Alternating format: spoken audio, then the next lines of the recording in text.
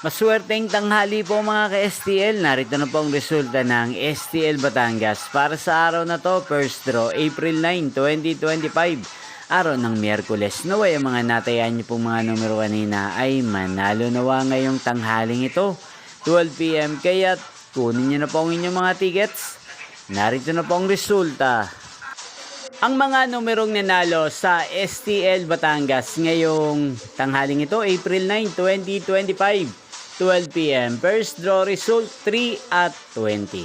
In exact order sa lahat po ng tumaya kanina sa STL Batangas para sa first draw ng 3 at 20. Congrats po sa inyo, panalo po kayo. Again, 3 at 20.